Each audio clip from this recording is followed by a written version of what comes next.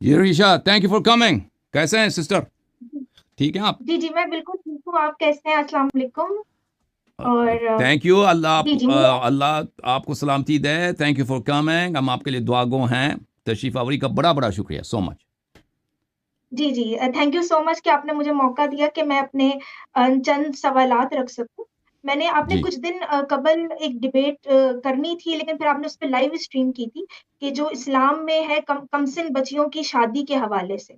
जी जी उसको लेके मैं कुछ सवालात करना चाहती हूँ। मैं आपसे पूछना जी जी। चाह रही थी कि अगर आपकी बेटी हो और उसकी उम्र 6 साल हो, तो क्या आप उसका निकाह पढ़ाएंगे और उसकी रुखसती करेंगे 9 साल की उम्र में किसी 55 साल के आदमी के साथ, 55 या 60 साल के आदमी के साथ? आपके तो लिहाज से ये कैसा है अगर आपको अपनी बेटी के साथ करना जी हो? जी जी, तो आप यहाँ पे कुछ आपके मिस कंसीव्ड नोशंस हैं, आपके कुछ बायसेस हैं। तो मैं उनको क्लियर करना चाहता हूँ। आप सुन लीजिए अच्छी तरह से। पहली बात यह है कि क्या चीज़ सही है, क्या चीज़ गलत है। मोरालिटी, हम्म, ठीक है ना? ये क्या चीज़, अब किसी के साथ हम कैसा बर्ताव रखें ना, अपनी बेटी के साथ या पड़ोसी के साथ, दूसरे अफराद के साथ। देखें, जहाँ तक एथियज़म का ताल्लुक है, उनके पास तो कुछ भी नहीं है, क्योंकि खुदा भी नहीं है और मौत के बाद कोई ज़िंदगी नहीं। हम जी, मुसलमान लेकिन क्या? हम साइंस को हाँ मानते हैं। हाँ, हम आप सुन लेना। शवाहिद के अब बेसिस पे हम देखते हैं क्या सही है क्या गलत है। जी जी। देखें, अर्ज यही है कि एथियज़म के पर्सपेक्टिव से कोई मोरालिटी बन ही नहीं सकता। वजह क्या है? वजह यह है कि आप, खुदा तो है नहीं क्योंकि उसके कोई फरामीन हो कि वो कहे कि भाई ये करो ये ना करो, तुम्हारी सआदत यह है कि ये करो, ये करो, तो सआदत इसमें नहीं है। और उसके बाद ये खुदा है नहीं, तो खुदा तो पिक्चर से चला गया। उसके बाद क्या है? मौत के बाद भी कोई उसका आपको रिजल्ट नहीं मिलेगा। आप जो अमल दुनिया में लाते हैं, उसके बाद मौत फिनिश, मौत के बाद खत्म है। जैसे आप एक लाइट को बुझा देते हैं, आप खत्म हो जाते हैं। तो आपके पास अभी जितना टाइम है, और अक्सर लोग जो है ना, उनके पास कितना टाइम होता है? जो मिडिल एज के लोग हैं, उनके पास पता नहीं 2 सालों या 20 सालों, इससे ज्यादा नहीं होते, 30 साल इस तरह। तो इस मुद्दत में इंसान क्या रवैया अच्छा रखे? अगर एक शख्स एथियस्ट होकर वो सिर्फ ये कह दे कि मेरा प्लेजर, जो चीज मुझे खुश कर लेता है, जो चीज मुझे मुसर्रत दे देता है, मैं वो करूं, ठीक है ना?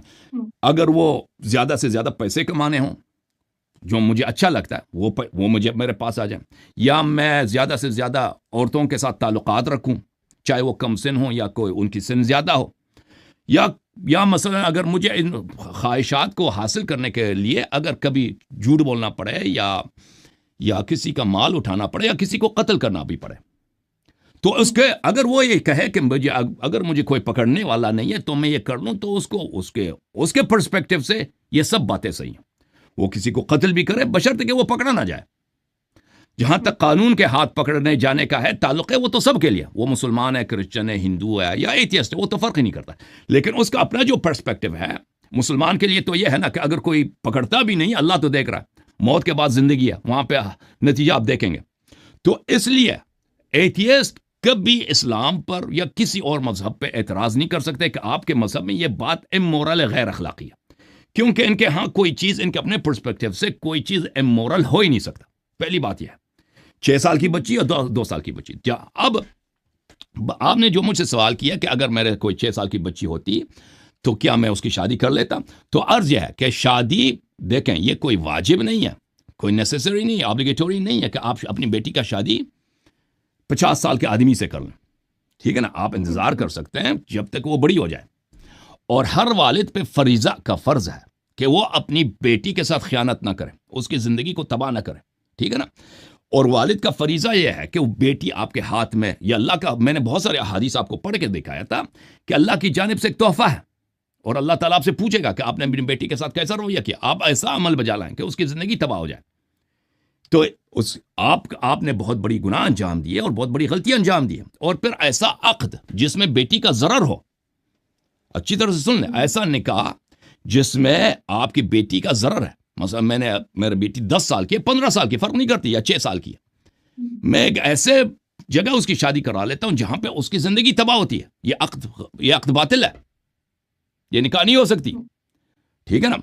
तो अल्लाह ने जो मुझे विलायत दिया, मेरी बेटी का इख्तियार मेरे हाथ में दिया, अगर ऐसा कोई ऐसा, देखें, इसका जिस माशरे में हम रहते हैं, इसका इमेजिन करना कि 6 साल की बेटी या 5 साल की बेटी या 3 साल की बेटी की निकाह हो जाए, कैसे उसके मसलात में हो सकता है। ये बहुत सारे मवारिद आ जाते हैं कि मसलन मेरा भतीजा है, मेरी बेटी है 6 साल की, मेरा भतीजा है 12 साल की।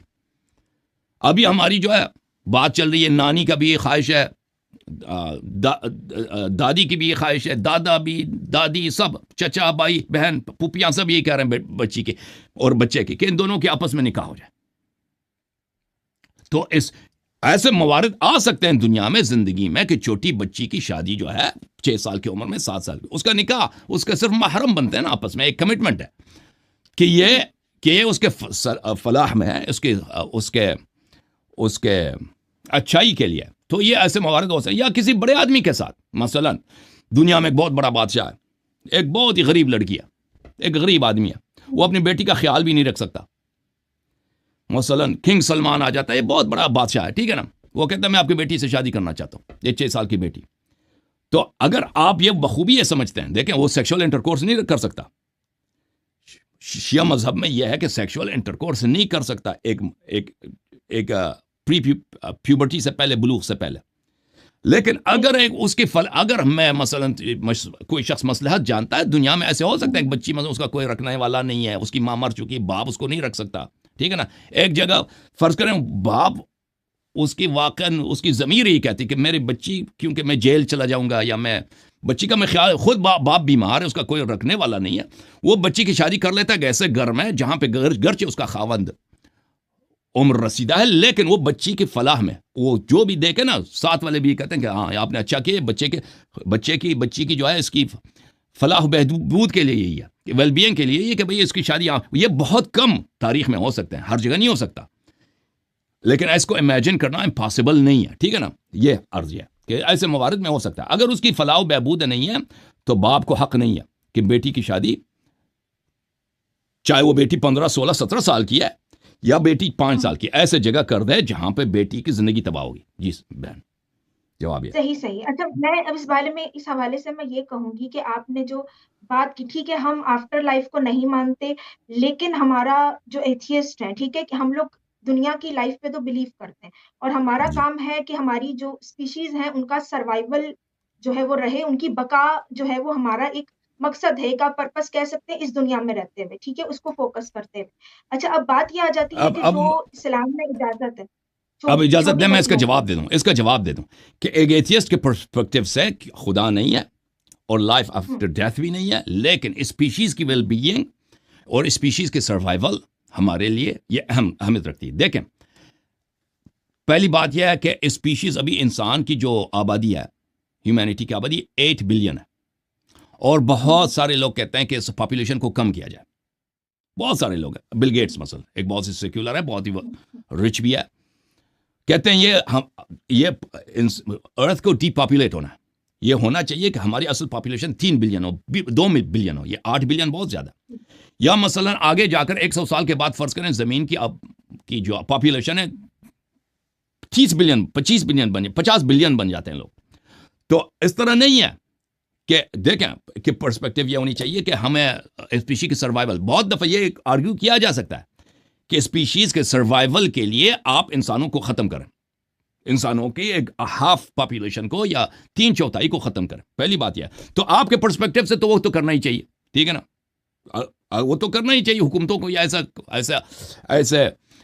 स्टेप्स लेना चाहिए कि अर्थ डीपॉपुलेट हो जाए। पहली बात, सेक्युलर हो सकता है, हाँ लेकिन ऐसा हमारा कोई वो नहीं है कि अल्टीमेट हमारा पर्पस ये है। हाँ, तो एथियज्म के पर्सपेक्टिव से हम अर्ज कर रहे हैं कि उनके लिए कोई मुश्किल नहीं है कि एक एथियस्ट आके ये बताए कि भाई जमीन की पॉपुलेशन अब जो है 100 बिलियन बन चुकी है, इसको कम किया जाए, 5 बिलियन तक पहुंचाया जाए। उसका एक ही रास्ता होगा कि ऐसा वायरस पैदा करो, फर्ज करें कि सब लोग मर जाएं, 95% लोग मर जाए, हो सकता है। उसके लिहाज से ये जो है ह्यूमैनिटी के सर्वाइवल के लिए ये जरूरी है।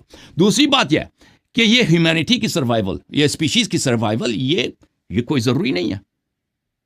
एक एथियस्ट कह सकता है कि भाई देखें, मेरे पास अभी जिंदगी के 40 साल है, मुझे मेरे लिए जो चीज जरूरी है, मेरे लिए जो चीज इंपॉर्टेंट है, वो क्या है कि मैं ज्यादा से ज्यादा दुनिया में खुश रहूं, मैं ज्यादा से ज्यादा दुनिया में लज्जतें उठाऊं, ठीक है ना।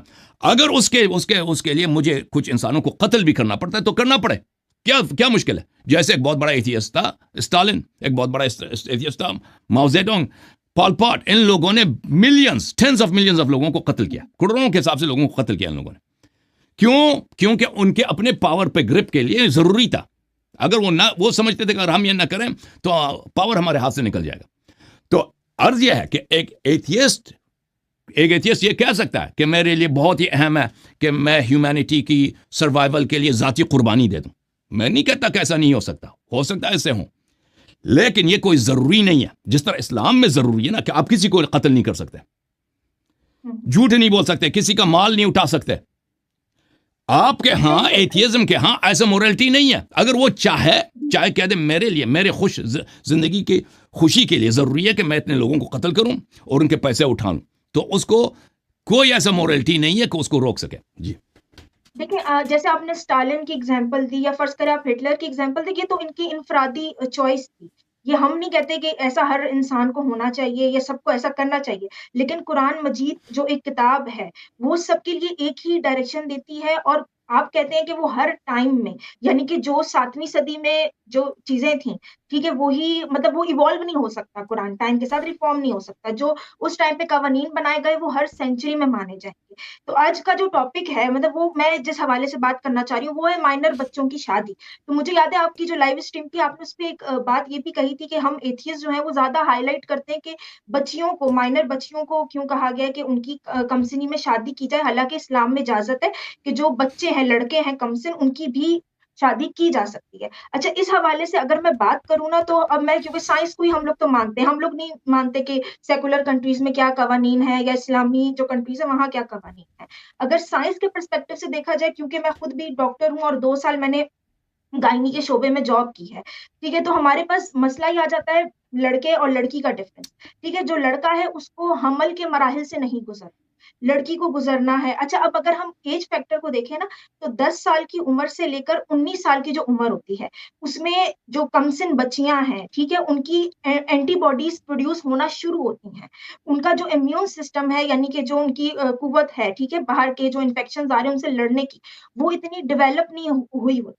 19 साल की उम्र तक वो डेवलप हो रही होती है। अब इस सूरत में अगर वो कोई फर्ज करें, आप कहते हैं माहवारी तो आ जाती है, 9-10 साल की अमूमन बच्चियों को माहवारी शुरू हो जाती है, ठीक है, उनको माहवारी शुरू हो गई। अब अगर उनको कोई इन्फेक्शन होता है, क्योंकि लेकिन उनका इम्यून सिस्टम वीक होगा, तो इस वजह से उनको HIV, इस तरह की सेक्सुअली ट्रांसमिटेड जो डिजीजेज है वो ज्यादा लग सकती हैं। अच्छा, इसके अलावा अगर मैं और मतलब मेडिकल साइंस को अगर मैं रख के बात करूं, तो बात ये होती है कि जो 25 साल की उम्र तक जो है ना बच्चियों की, लड़कियों की, एक तो सर्विक्स जिसको बच्चादानी कहते हैं, और वजाइना, ये अभी तक डेवलप हो रही होती है, फुली डेवलप नहीं होती, कमजोर होती है। तो ये इतना आपको अच्छा सपोर्ट सिस्टम नहीं प्रोवाइड कर सकती अगर वो प्रेग्नेंट हो। इवन आपने अगर सुना हो तो अक्सर ये होता है, और ये बहुत कॉमन है माइनर बच्चों में। मैं पाकिस्तान में जब मैं जॉब कर रही थी, तो मैं तो हर महीने में कम से कम मैं 7-8 ऐसे केसेस देखती थी। जो 20 साल से कम उम्र बच्चियां होती थी ना, वो हमारे पास आती थी, शादी की पहली रात ही आएंगी, उनको पोस्ट कोइटल टीयर, यानी कि पहली बार जब उन्होंने मुबाशरत की तो उसके बाद उनको इंजरी हो जाती थी, ठीक है, उनकी सर्विक्स पे टीयर आ जाएगा, जिसकी वजह से उनको एक्सेसिव ब्लीडिंग होती थी। अब इसमें फर्क क्या होता है?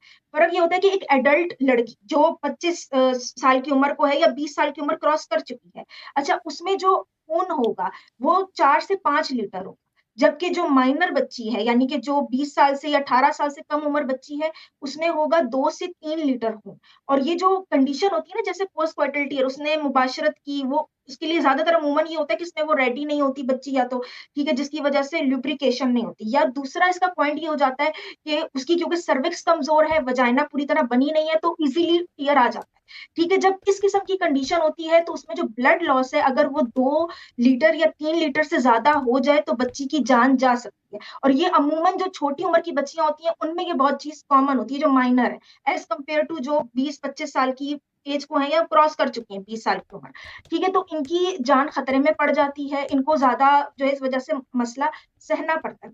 अच्छा, इसके अलावा एक और पॉइंट जो आ जाता है, ये खुद WHO की रिपोर्ट है कि 62% जो बच्चियां हैं, स्पेशली जो इस एज ब्रैकेट में आती हैं कि वो माइनर हैं, 15 से 20 साल की एज की बच्चियां, उनमें सेक्सुअल वायलेंस ज्यादा देखा गया कि वो उसका शिकार बनती हैं। ठीक है, स्पेशली अगर उनके जो हस्बैंड है वो उनसे एज में बड़े, वो ऑब्वियसली उनको डोमिनेट कर सकते हैं, फिर वो एक अलग टॉपिक शुरू हो जाता है मैरिटल रेप का और इन सारी चीजों का। अच्छा, ये मैंने आपको सिर्फ एक चीज रखी, सेक्सुअल जो मसले शुरू होते हैं बच्चियों के साथ अगर वो माइनर हो। ठीक है, अच्छा, फिर अगर हम प्रेगनेंसी की तरफ आ जाए, जिस वजह से हम एथियस्ट, जो साइंस को हम अपना बनाकर मुशाहिदा करके हम इन बातों के तरफ आते हैं। आप अगर मटरनल मोर्टेलिटी देखें कि जो बच्चियां प्रेगनेंसी के दौरान ज्यादा अमवात का शिकार हो, उनमें जो ममालिक सबसे आगे हैं, सूडान, सोमालिया, बांग्लादेश, पाकिस्तान, अफगानिस्तान, ये तमाम वो मुल्क हैं, इंडिया समेत, जहां पे कम उम्र बच्चियों की शादियां ज्यादा की जाती हैं। ठीक है, और 5 गुना जो है इनमें ज्यादा मतलब चांसेस होते हैं कि जो कम उम्र बच्चियां हैं वो मतलब अमवात का मतलब मौत उनको आ सकती है प्रेगनेंसी की कॉम्प्लिकेशंस की वजह से। अब उसकी क्या वजह है? उसकी वजह वही जो मैंने आपको पहले बताई कि उनकी जो सर्विक्स है, जो बच्चादानी जो सपोर्ट करती है कि आप जो प्रेगनेंसी के दौरान, वो कमजोर होती है। ठीक है, वजाइना फुली डेवलप्ड नहीं है। अब इसमें इनके साथ क्या कॉम्प्लिकेशंस होते हैं कि अगर पहली बात तो ये कि जो बच्चियां हैं कम उम्र यानी कि माइनर बच्चियां, उसमें सिर्फ माँ का खतरा नहीं है, बच्चे को भी खतरा है। ज्यादातर जो कम वेट के जो बच्चे होते हैं, ठीक है, लो बर्थ वेट,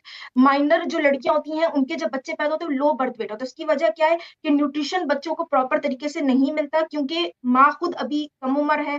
ठीक है, उसकी बॉडी कमजोर है। एक तो ये बात आ जाती है। अच्छा, फिर दूसरी, जैसे मैंने आपको कहा कि जब इनको कॉम्प्लिकेशन होते हैं, तो कॉम्प्लिकेशन इस किस्म के होते हैं कि क्यों ये जाती हैं मैटरनल मोर्टेलिटी की तरफ।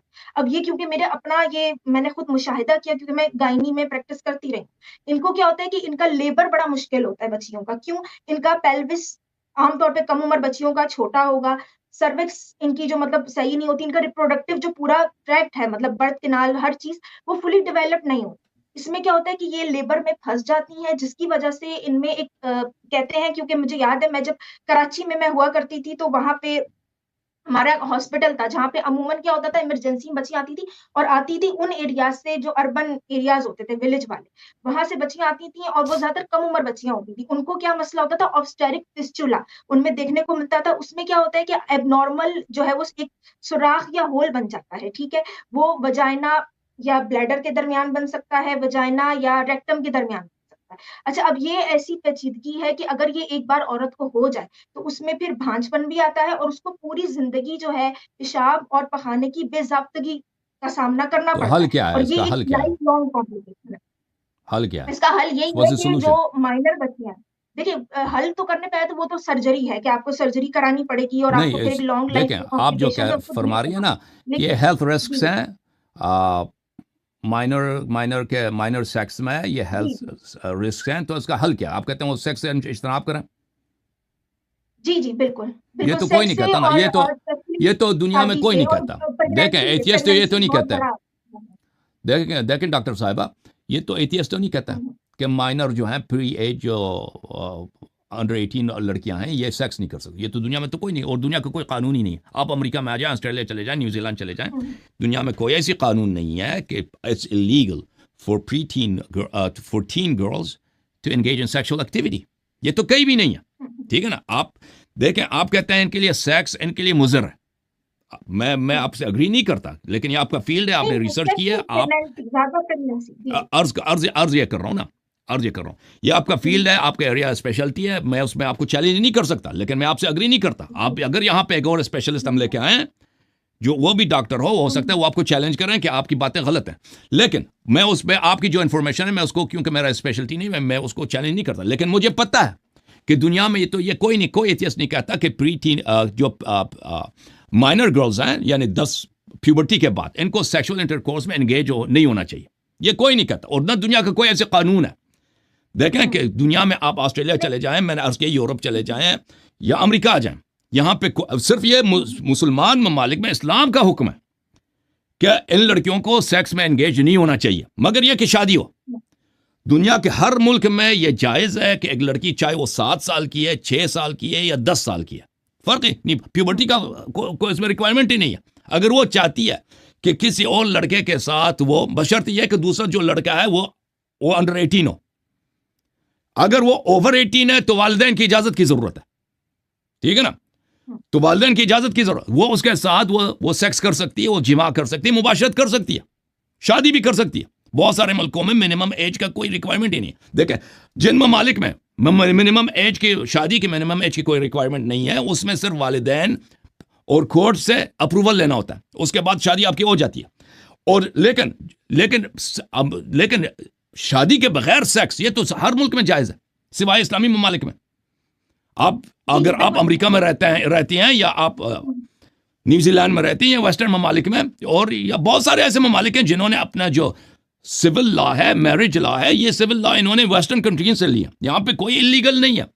क्या इस वजह से हम इस्लाम को क्रिटिसाइज करते हैं कि इस्लाम में प्यूबर्टी के बाद सेक्स की इजाजत है।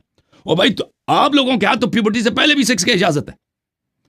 अगर ये मुज़र है तो हर जगह मुज़र है ना, सिर्फ ये तो नहीं कि इस्लाम में मुज़र है, हर जगह ये रिस्की है। और एथियस्ट हजरात ये कभी नहीं कहते कि भाई, मैंने तो कभी ये तहरीक नहीं देखी कि ये डिमांड करें कि भाई 20 साल से, क्योंकि ये फुली डेवलप कब होते हैं? 20s में।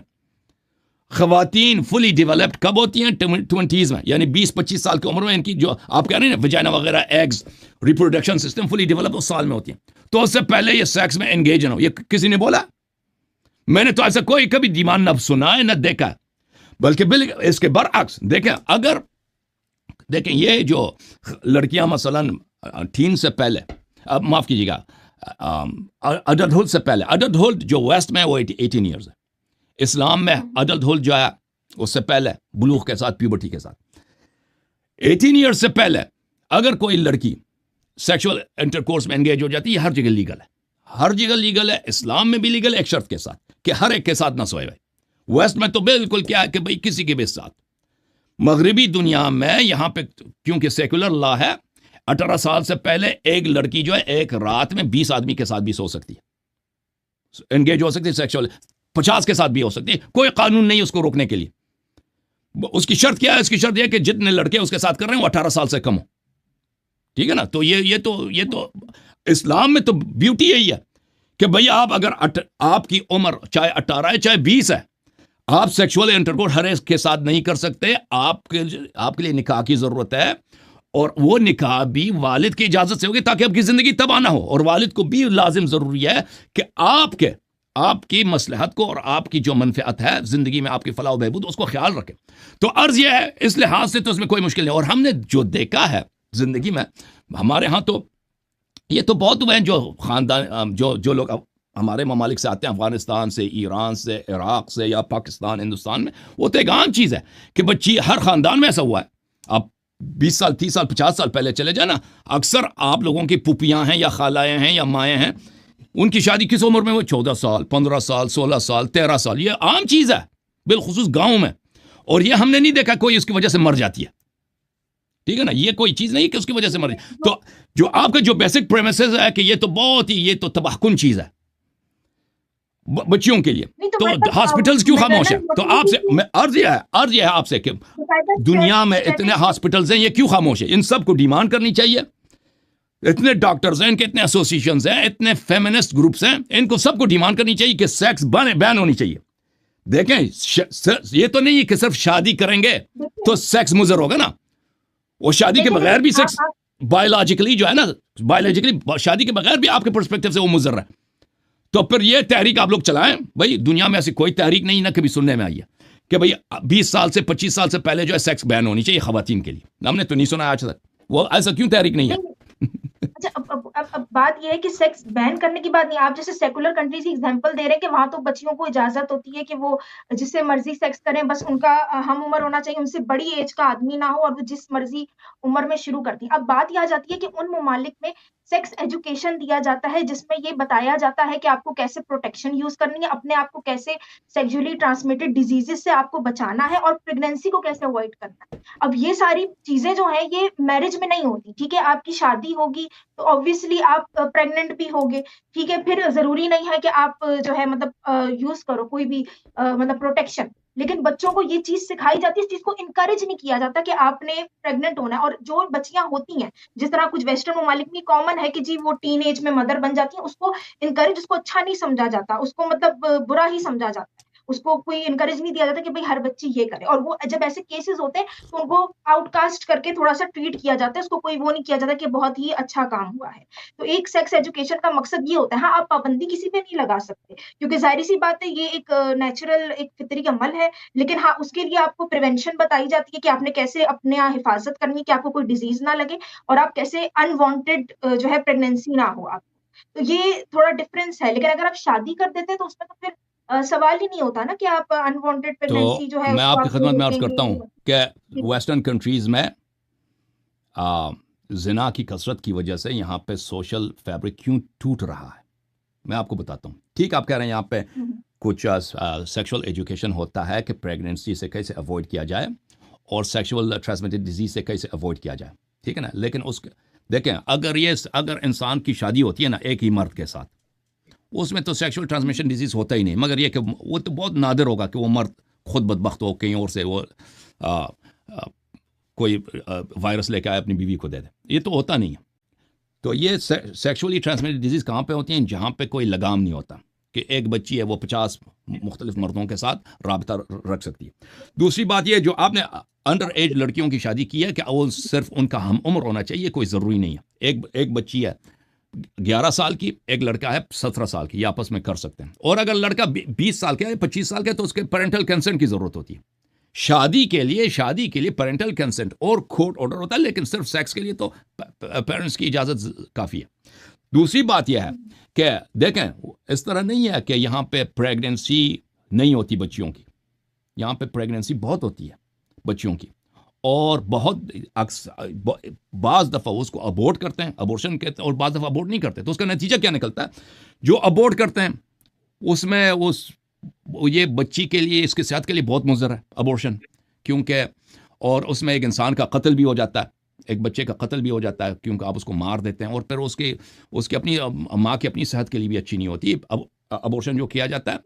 और फिर दूसरा यह है मेरे सिस्टर कि यहाँ पर जिनकी अबॉर्शन नहीं होती और वो बच्चे पैदा करते हैं, वो बच्चे ज़िंदगी में कामयाब नहीं होते। जो लड़का या जो लड़की एक सिंगल मदर के यहाँ पैदा होती है और वो अपने बाप को या जानती है या नहीं जानती, बहरहाल वो फैमिली क्योंकि मैरिड नहीं है, वो कपल्स नहीं है, वहाँ पे घराना नहीं है, तो उनको वालिद का सरपरस्ती ज़िंदगी में हासिल नहीं है, तो वो आगे जाकर अक्सर क्रिमिनल बन जाते हैं या ज़िंदगी में उनको कामयाबी नहीं मिलती।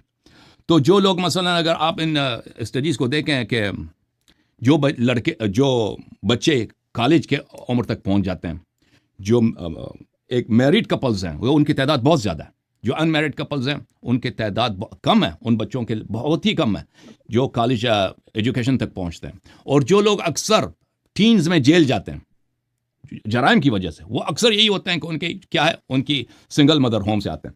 इसके अलावा मैं आपकी खिदमत में अर्ज़ करूँ, एक बहुत बड़ी जो कैलामिटी वेस्टर्न कंट्रीज़ को दरपेश है, वो है पॉपुलेशन कोलैप्स की। अभी देखें आप, रशिया जो है एक कंट्री के लिहाज से टूट रहा है, क्योंकि उसके पॉपुलेशन डिक्रीज हो रही, कॉन्ट्रैक्ट हो रही है। ब्रिटेन, यूके, उसका कल्चर मर रहा है, उसकी पॉपुलेशन कॉन्ट्रैक्ट कर रही है, और उसकी वजह वहाँ पे देसी, अब आप देखें ना, 50 साल के बाद, 70 साल के बाद वो हिंदुस्तान का एक सूबा बन जाएगा, क्योंकि इतने देसी लोग वहाँ पे आ रहे हैं। क्योंकि वहाँ पे उनका जो या जापान है, उनका क्या तरीक़ाकार है? तरीक़ाकार है कि बच्चियों को शादी ना करने दो और उनसे बच्चे पैदा ना करवाओ, क्या डिले बच्चे पैदा करने में डिले कर दो। तो उसका नतीजा क्या निकलता है कि बच्चियां जो है 25 साल की उम्र तक तो उनकी एजुकेशन होती है, बाज़ तो 27-30 साल तक उनकी एजुकेशन होती है, जो हायर एजुकेशन कोर्सेज में जाते हैं। बाज़ के 30 साल की उम्र से भी ज़्यादा वो अभी पढ़ रहे होते हैं या उनकी ट्रेनिंग हो रही होती है। उसके बाद वो जॉब कर रहे होते हैं, ठीक है ना, पैसे कम, उनको शादी की ज़रूरत नहीं है, क्योंकि जब पैसे आ रहे हैं तो क्यों बच्चे पालने में अपनी, और वो उनकी उम्र पहुंच जाती है 40 साल को। अब 40 साल के बाद वो शायद एक बच्चा पैदा करे या ना करे, या शायद 2 बच्चे पैदा करे या ना करे। तो आपको पता है कि पॉपुलेशन मेंटेन करना ये एक कंट्री के सर्वाइवल के लिए काफ़ी नहीं है। न सिर्फ मेंटेन करना ज़रूरी है, बल्कि उसको ग्रोथ ज़रूरी है, क्योंकि पॉपुलेशन जो पिरामिड है, अगर वो अपसाइड डाउन हो जाए तो फिर वो कंट्री फंक्शन करना बंद कर लेता। मगर ये वो कितने इमिग्रेंट्स लेके आए बाहर से कि उसकी अपनी जो है सोशल और कल्चरल फैब्रिक तबाह हो जाए। तो अर्ज यह है, इसीलिए कहते हैं कि चाइना जो है कभी सुपर पावर नहीं बन सकता अमेरिका की तरह, क्योंकि उसके बहुत ही ये मसला दरपेश है कि उसकी पॉपुलेशन जो है कोलैप्स कर जाएगी आगे 30-40 सालों में। और यूके जो है, जापान जो है, रूस, इनका सर्वाइवल क्वेश्चन मार्क है। असल वजह क्या है? असल वजह यही है कि यहां पर इन मुल्कों ने तरक्की करने की वजह से यहां पे इनकी बच्चे पैदा नहीं करते। इनकी यहां पे females they do not reproduce, reproduction rate नहीं है वहां पर। इसीलिए ये कंट्रीज आगे 50-60 साल में इनका कल्चर तबाह हो जाएगा। इनके मुल्क जो है इतने इनको इमिग्रेंट्स लाना पड़ेगा कि फिर वहां पर जो है जापानी खुद अकलियत बन जाएंगे।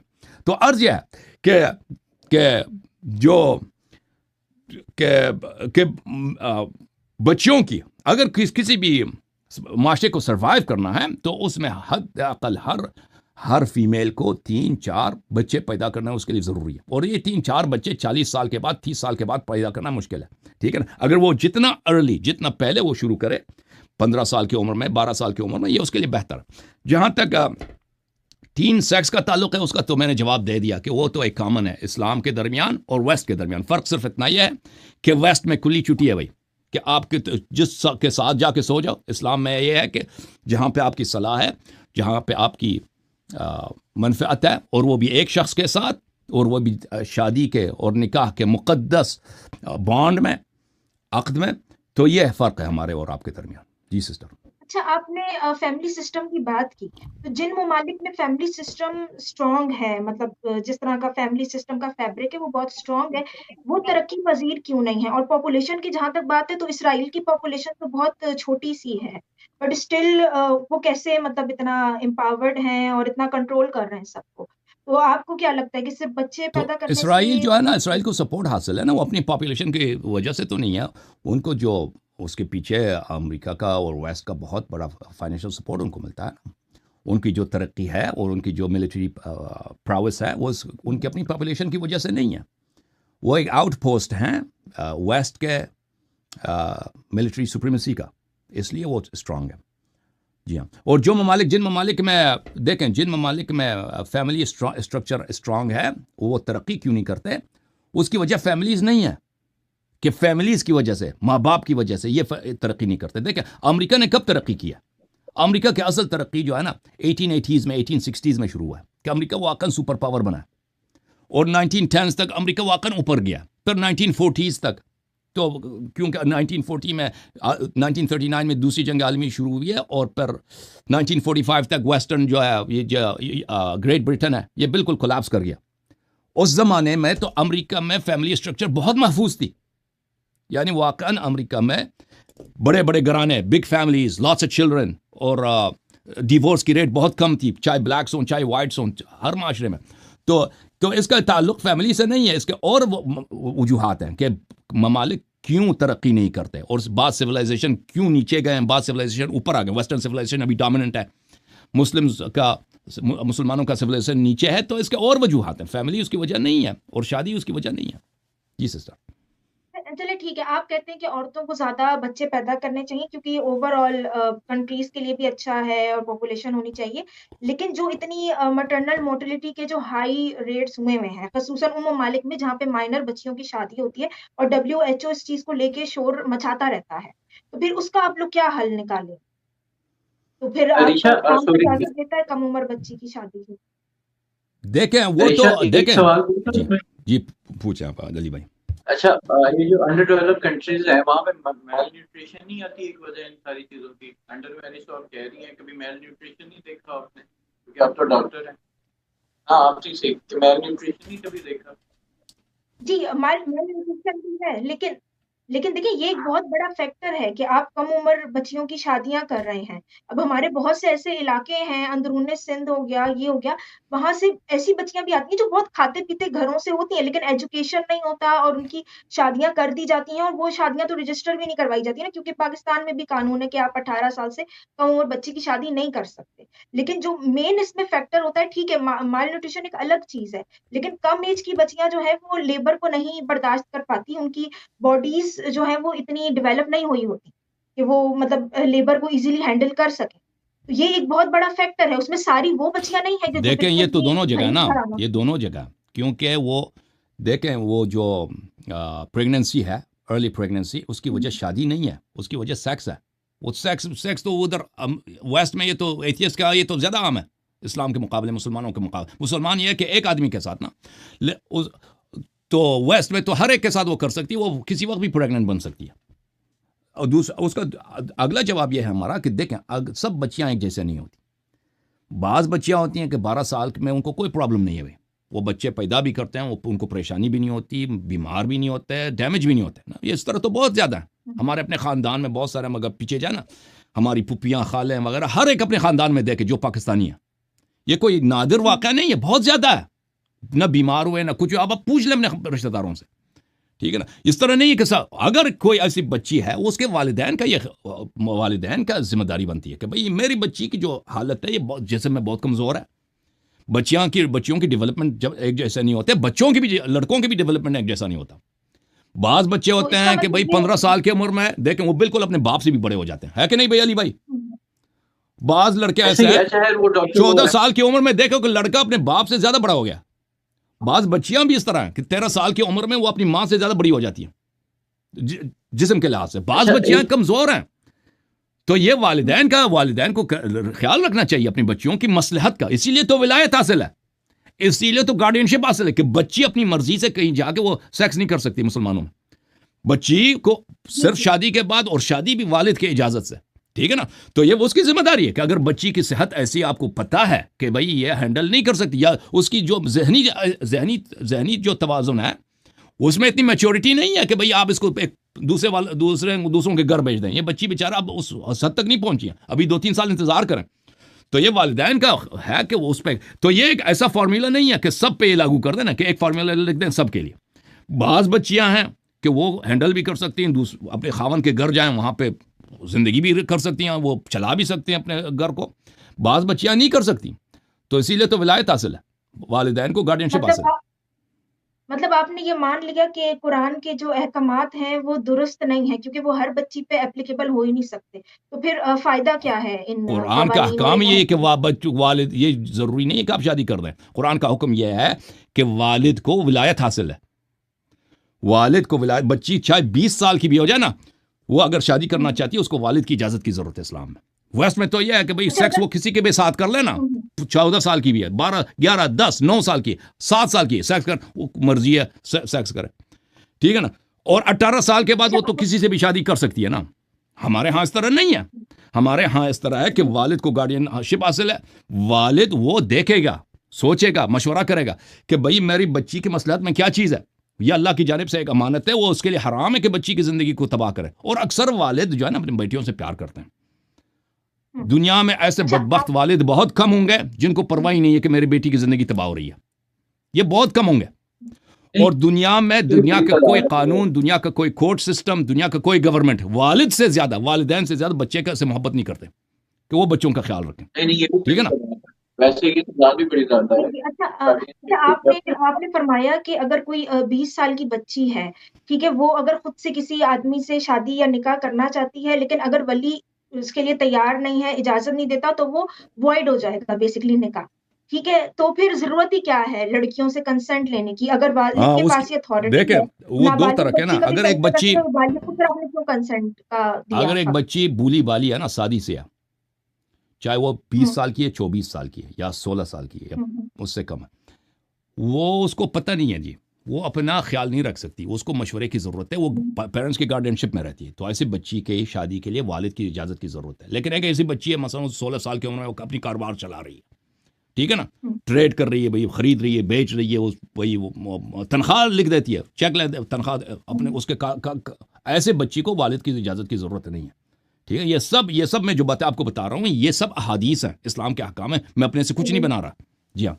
तो ये एक ऐसा फार्मूला नहीं है कि हर जगह इस तरह है।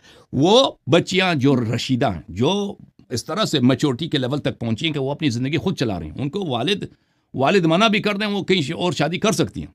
लेकिन ऐसी बच्चियां ना जो वो इस मैच्योरिटी तक नहीं पहुंचे, उसका कोई एज लिमिट नहीं है, वो हो सकता है 18 साल हो सकता है 22 साल हो। लेकिन एक बच्ची जो तलाकशुदा है, एक दफ़ा उसकी शादी, फिर उसकी वो उस वालिद का उस पर कोई गार्डियनशिप नहीं है। अगर तलाक हो चुका है तो फिर वो जहाँ खुद उसकी अपनी मर्जी से शादी होगी, जहाँ खुद वो शादी करना चाहती है, फिर वालिद अब वो उसको अगर नहीं अगर रोक मैं सकते।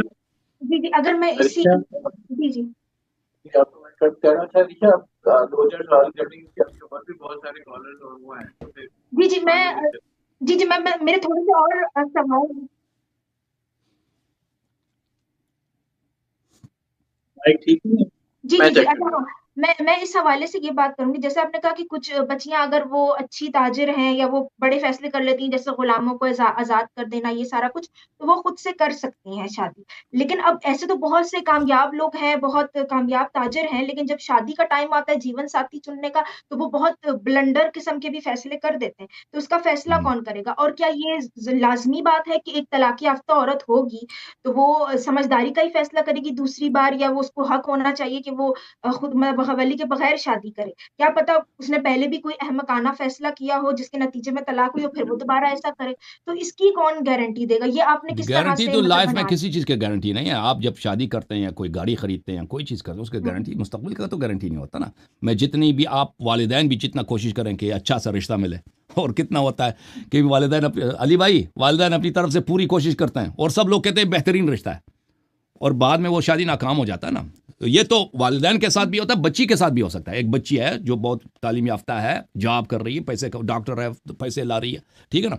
अब उसने सोचा कि ये रिश्ता मेरे लिए अच्छा है, उसने रिश्ता कर लिया। बहुत दफ़ा होता है कि भाई वो रिश्ता कामयाब होता है, बहुत दफ़ा कामयाब नहीं होता, ठीक है ना। ये तो एक ऐसा ये तो इंसान, क्योंकि इंसान आगे एक शौहर या एक बीवी हुँ, आगे जाकर 1 साल 2 साल 3 साल 4 साल के बाद उसकी बिहेवियर कैसे होगी, ये तो हमें तो नहीं पता ना, ये अल्लाह को पता है। इंसानों को तो किसी को नहीं, खुद खुद इंसान को नहीं पता। अभी मुझसे पूछे ना कि मैं 6 महीने के बाद, 8 महीने के बाद, 1 साल के बाद, 2 साल के बाद, हो सकता है मैं बात चीज़ों को जब भी पसंद करता हूँ उस वक्त पसंद ना करूँ, मेरे अखलाक बदल जाए, ठीक है ना। ये तो इंसान को खुद भी पता नहीं होता। तो इसलिए जब आप कोई भी शख्स शादी कर लेता है, मर्द हो या औरत शादी कर लेती है, तो फिर ये कहीं गारंटी नहीं होता कि उसकी शादी जो है वो हतमन वहाँ पे उसको मुश्किलात नहीं होंगे।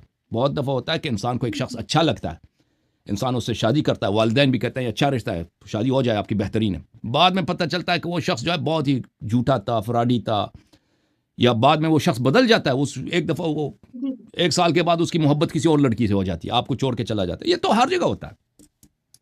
जी, जी, जी। जब जब किसी चीज़ की गारंटी नहीं है, तो फिर इन अहकामात का फ़ायदा क्या है? ये तो फिर बिल्कुल बेसलेस हो गई कि कंडीशन जो रखी गई है कि तलाक़-याफ़्ता औरत वली के बगैर भी खुद फ़ैसला कर सकती है। तो ये तो फिर बिल्कुल बेसलेस हो गई। ये तो आपने यही कह दिया ना कि किसी चीज़ की गारंटी नहीं है, तो फिर ऐसी कंडीशन रखने की ज़रूरत तो ही क्या है? आप क्या कहते हैं कि औरतों को बिल्कुल, यानी बिल्कुल, वो अगर लड़की आकिल भी है, अपनी ज़िंदगी चला रही है, डॉक्टर है, पैसे कमा रही है, फिर भी उसकी शादी नहीं होनी चाहिए, ठीक है ना, फिर भी? नहीं। तो उसको इस्लाम ने एक फ्रीडम दिया ना। इस तरह कोई गारंटी तो नहीं है कि हतमन उसकी शादी ख़राब होगी ना।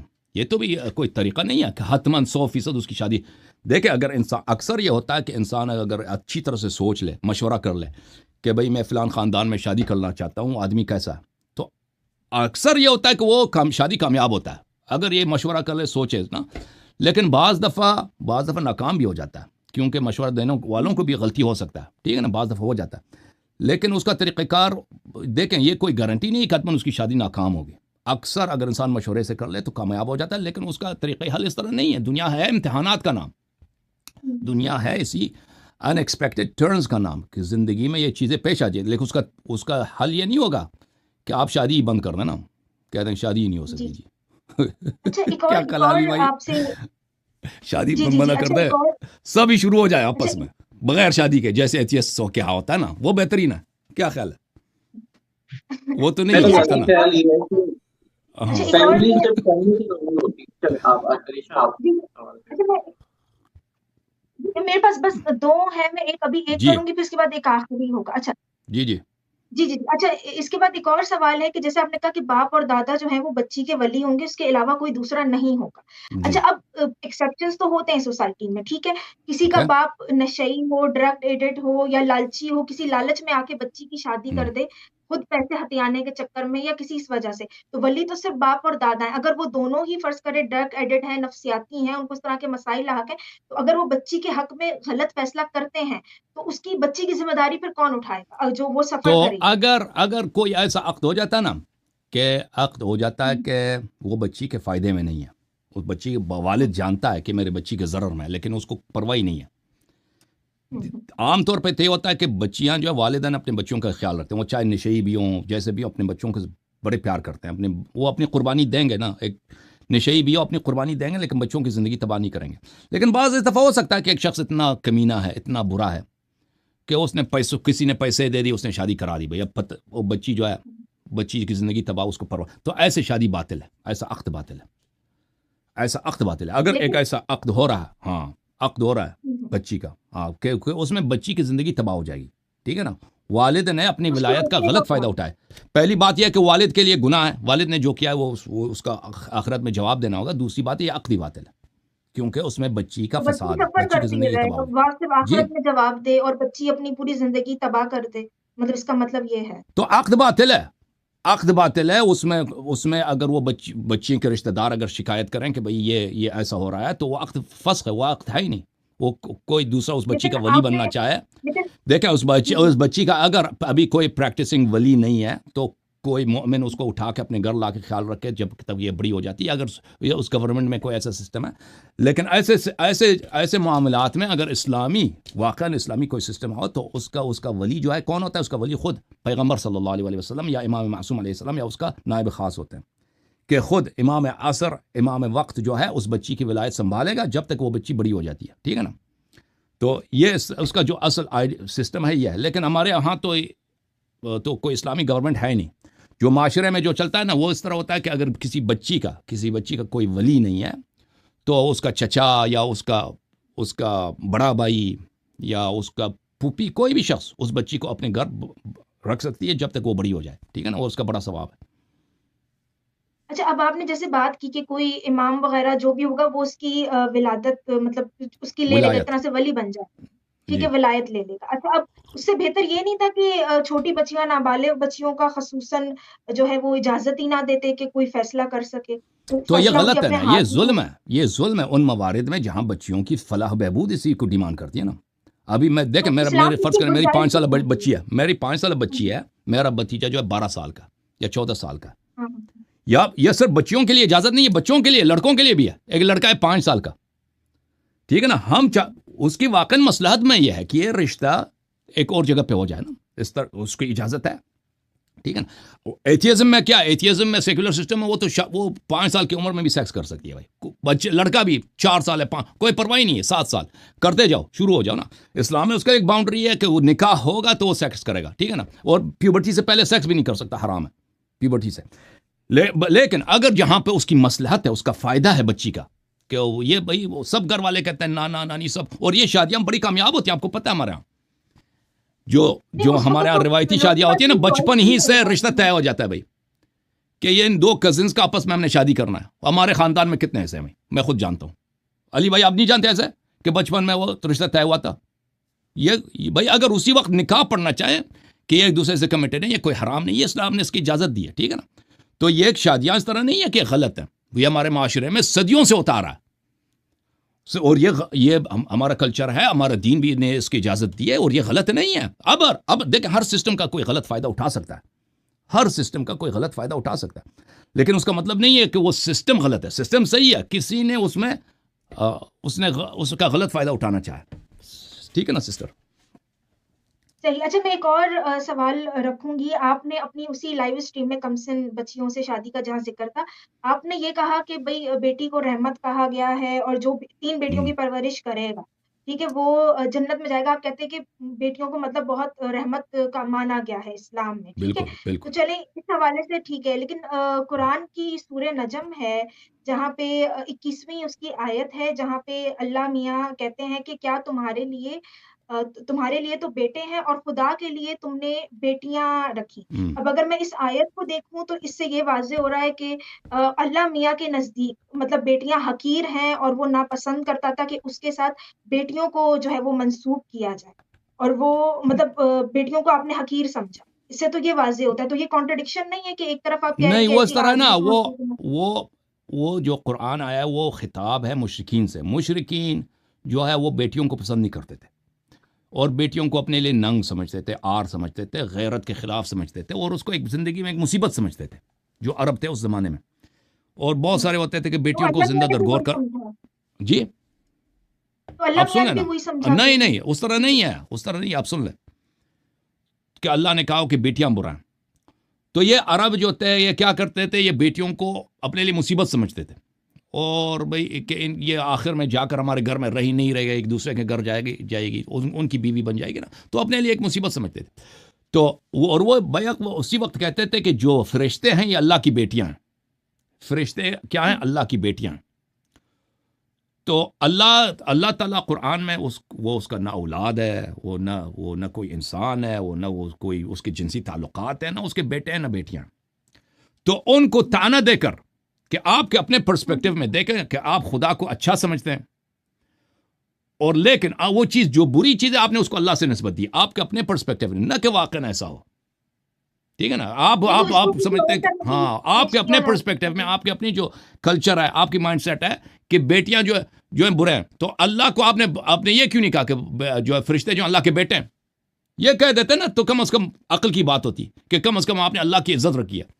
तो आपने उसको कह दिया उसकी बेटियां, लेकिन बात ही गलत से शुरू ही से गलत है। अल्लाह के ना बेटे हैं ना बेटियां, और ये कि बेटियां जो हैं ये मुसीबत हैं, ये अच्छी चीज़ नहीं, ये भी एक गलत चीज़ है। ठीक है, वो इस्लाम जो कह रहा है ना, सामने वाले के अपने पर्सपेक्टिव से बात कर रहा है। अच्छा, और अगर मैं एक बात ये कहूँ कि बेटों के लिए वली का होना ज़रूरी है क्या शादी बिल्कुल में? बिल्कुल बिल्कुल बिल्कुल, अगर नाबालिग लड़का है वो वली के बगैर शादी नहीं कर सकता। वो दोनों के लिए, लड़के के लिए भी ज़रूरी है, और बल्कि लड़का जो है वो उसके बुलूग 14 साल में हो जाती है ना, वो तो मजीद उसको टाइम की ज़रूरत है। लड़की जो है उसकी सही सही। बुलूग अच्छा, और पहले हो जाती है। अच्छा, बस एक और सवाल है कि मौला अली ने क्यों कहा कि औरत नाकिसुल अकल है? तो उसकी वजह यह है कि देखें, औरतें जो हैं कि उनकी मेंस्ट्रुएशन होती है हर मंथ को। वो मेंस्ट्रुएशन पीरियड जो है उसका अकल 4 नहीं दिन से करता। 7 जी। दिन 10 दिन तक जारी रह सकती है। उसके बाद भी मेंस्ट्रुएशन होती है, और उससे मेंस्ट्रुएशन शुरू होने से पहले मूड में चेंजेस आ जाते हैं। ठीक है ना? और ये मूड जो है उसकी माइंडसेट को अफेक्ट कर लेती है औरत को। ये सबको पता है, जिन्होंने औरतों से जो लोग यही बिल्कुल सिंगल है ना, औरतों के कॉलेज में रहते हैं, औरतों से वास्ता नहीं पड़ा, उनको नहीं पता, लेकिन जो शादीशुदा उनको पता है, जो औरतों को खुद पता है कि कैसे मेंस्ट्रुएशन पीरियड के आगाज से कुछ दिन पहले उनकी मूड तब्दील हो जाती है, और उसके बाद तो इन अयाम में उनका जो है ना, उनका माइंड सेट बहुत ही अफेक्टेड होता है। उनकी अपनी मेंस्ट्रुएशन जो उनकी बॉडी में जो प्रोसेस हो रही है, उनके बातचीत में, उनके मूड में, उनके सोचने के अंदाज में। तो इसलिए ऐसे उनकी तो बहुत सोच मर्द इस तरह नहीं है, ये मर्दों के मुकाबले में इस तरह नहीं है। तो ये एक लिमिटेशन है, ये उनके फिक्र के लिए एक लिमिटेशन है कि भाई उनकी फिक्र जो है महीने में 10 दिन 12 दिन 15 दिन जो है उसमें एक क्या अर्ज करें कि एक डिफिशिएंसी आ जाती है एक तरह से, उसमें वो फुल तरह से परफॉर्म नहीं करती जिस तरह मर्दों की होती है। और फिर इसके अलावा आम तौर पे भी देखें ना कि मर्दों की जो है फिक्र जो है वो, और ब्रेन और माइंड और पावर ऑफ इंटेलिजेंस, ये औरतों से सुपीरियर है। ये कोई मैं औरतों की वो देखें, कैसे औरतों और तरह इतने से ममालिक है बेहतर वहाँ है। तो औरतें लीड हम्म। कर रही हैं, वज़ीर आज़म अब की आप हैं देखें औरतें, दुनिया मुल्क में चलाने इतने की औरतें। इतने साइंटिस्ट हैं, इतने नोबेल लॉरिएट्स हैं, और इतने जो डिस्कवरीज होते हैं, तो इसमें औरतों का कितना शेयर है? औरतों का शेयर जी, है, बिल्कुल लेकिन रोला, मर्दों अभी के हम मुकाबले में जो कम है, बहुत कम है। वाईफाई जी जी, जी, वाईफाई जो हम इस्तेमाल कर रहे हैं, ये तो औरत की इजाद है। सही। तो मैं नहीं इस कहता बारे में उनको, क्या क्या औरतों ने कुछ वैसे नहीं तो किया ना, बहुत लेकिन मर्दों के जी, मुकाबले में इनका शेयर कम है। वो तो करने नहीं दिया गया ना। अभी तो आपको पता है फेमिनिज्म बहुत 70s में जाके तो कोई हम्म। इनको राइट्स मिले हैं वोट करने के औरतों को, वेस्ट में वैसे भी। में तो फुल तो फुल आप फिर ये छुट्टी है ना, जब से अभी देखें पिछले 50 साल में अमेरिका में तो औरतों को फुल आज़ादी है। बल्कि पिछले 100 साल 150 साल से बहुत आज़ादी है। एजुकेशन में, यूनिवर्सिटीज़ में वो जॉब कर सकती हैं, रिसर्च कर सकती हैं, तनख्वाहें मिलती हैं। अब आप देखें हर साल जो अभी 2024 2023 2022 2021 में नोबेल प्राइजेस जो मिले, कितने औरतों को मिले, कितने मर्दों को मिले। इसी तरह हर साल आप देखे जाए ना। और ये नहीं कि पाकिस्तान के माशरे की बात नहीं हो रही। ये नोबेल जो प्राइजेस मिलते हैं ये दुनिया के टॉप लोगों को मिलते हैं, अक्सर वेस्टर्न कंट्रीज़ के होते हैं, अक्सर अमेरिका के कॉलेजेस के प्रोफेसर होते हैं जिनको मिलता है, उनमें अक्सर अमेरिका के होते हैं। तो जिस अमेरिका में भी देखें ना कि इसमें कितने मर्द हैं कितने औरतें हैं। तो आपको पता चलेगा कि औरतों की इस तरह नहीं कि नहीं मिलती हैं, लेकिन कम होता है। जी हाँ, सही, लेकिन IQ लेवल अलीशा जी जी मजीद अच्छा, पर ठीक है, मेरा ख्याल है ये डिबेट एक बड़ी बड़ी गलत जगह पे चली कम्युनिज्म की तरफ। मैं ये कहना चाहती थैंक हूँ यू मैंने कहा सिस्टर। कि अब आपके IQ सवाल लेवल तो खत्म हो दोनों गए ना, के जी जी आपके सवाल खत्म हो गए ना बहन। हाँ, तो ये एथियज्म फेमिनिज्म में भी वाले ये डिबेट में देखें, मत जाइएगा। ये जो है ना, जो औरतों की जो कैपेसिटी है माशरे में जो है, ये तो चाहे एथियस्ट हो, सेकुलर हो, वो मुस्लिम हो, ये एक बायोलॉजिकल फैक्ट है इंसानों में, इससे तो फर्क ही नहीं पड़ता। जी ओके तो सिस्टर, ठीक है अलीशा, आप और अग्री नहीं कोई करते? औरतों के जो मेंस्ट्रुएशन पीरियड है उनके मूड पे बहुत असर डालती है। आप मानती नहीं मानती आप इस बात को? मुझसे देखिए, पूछ रहे हैं, मैं नहीं, मैं डॉक्टर साहब से आप पूछ अलीशा से पूछ मूड मूड एक अलग चीज है, लेकिन आप इस तरह नाकुसुल अकल का तो ये मतलब है कि मूड उनमें मतलब जो है IQ आपके लेवल ही कम आपके हो। थिंकिंग को अफेक्ट करती है। ऐसे तो मर्द बहुत सारे हैं जिनके ऊपर लाइक जिनको गुस्सा एग्रेशन उनमें ज्यादा होता है, टेस्टोस्टेरोन वो तो लेवल हाई कॉमन है, होते वो हैं तो और अग देखिए, बहुत गुस्सा तो मर्द और औरत इजीली दोनों में है ना, वो तो एक कॉमन चीज है। इस तरह नहीं कि औरतों को गुस्सा नहीं आती, लेकिन मेंस्ट्रुएशन स्पेसिफिक है औरतों के लिए, और इनकी जिंदगी का अक्सर हिस्सा इसी से होता रहता है। Okay sister, thank you so much, God bless, thank you so much. Thank you so much for your thank you. Participation. अच्छा, जी अली भाई, झूम जाओ, परवाज करो, क्यों फख्र से सर उठा, क्योंकि अल्लाह ताला ने तुम्हें इंतखाब किया। सिरात हक पर सिर्फ तुम हो, सिरात ईमान पर सिर्फ किया, क्योंकि अल्लाह ताला ने तुम्हें इंतखाब किया। सिरात हक पर सिर्फ तुम हो, सिरात ईमान पर सिर्फ